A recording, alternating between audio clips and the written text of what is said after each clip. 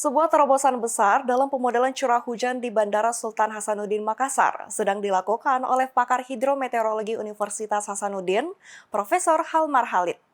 Saat ini Profesor Halmar tengah melakukan pengaksesan data dari situs-situs dunia untuk mengembangkan model prediksi yang memanfaatkan faktor-faktor kunci seperti Indian Ocean Dipole Monsoon dan Madden-Julian Oscillation. Simak berita selengkapnya. Pakar hidrometeorologi Universitas Hasanuddin, Profesor Halmar Halide, saat ini tengah melakukan pengaksesan untuk semua data dari situs-situs dunia yang akan digunakan sebagai bahan untuk membuat model dengan output hujan di Bandara Hasanuddin yang menggunakan metode statistik. Beberapa waktu yang lalu, Profesor Dr. Halmar Halide MSc berupaya memodelkan curah hujan di Bandara Hasanuddin dengan menggunakan beberapa faktor yang diduga berperan kuat pada terjadinya hujan di Bandara Hasanuddin.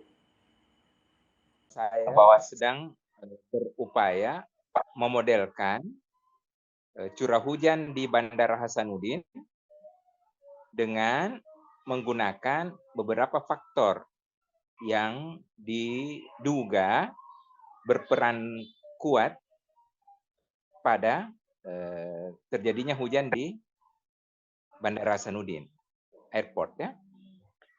Nah, dugaan saya itu yang pertama itu faktornya itu adalah interaksi atmosfer ocean yang kita kenal dengan fenomena ENSO, yaitu El Niño Southern Oscillation, dengan 3 fase, yaitu fase El Niño, fase panas, lalu fase dingin itu La Niña, dan fase normal. Itu faktor pertama. Faktor kedua, itu ada yang istilahkan paper tahun 2014, itu istilahkan dengan fenomena yang ada di Samudra Hindia. Jadi kalau tadi ENSO itu tempatnya itu di Samudra Pasifik, sedangkan Samudra Hindia itu juga katanya itu punya fenomena yang sepupu dengan, tanda kutip saja ya, sepupu dengan ENSO. Mereka kenal dengan Indian Ocean Dipole, atau mereka juga kadang-kala sebut Dipole Mode Indian, DMI. Jadi IOD atau DMI, sama gitu fenomenanya. Ya.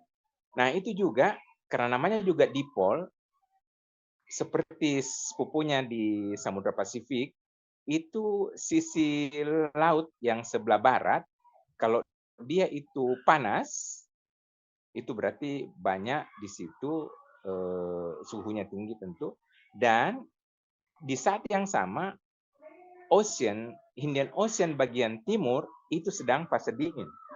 Nah, itulah mereka sebut dipole. Ya. Kalau di listrik itu kan ada juga dipole positif, dipole negatif.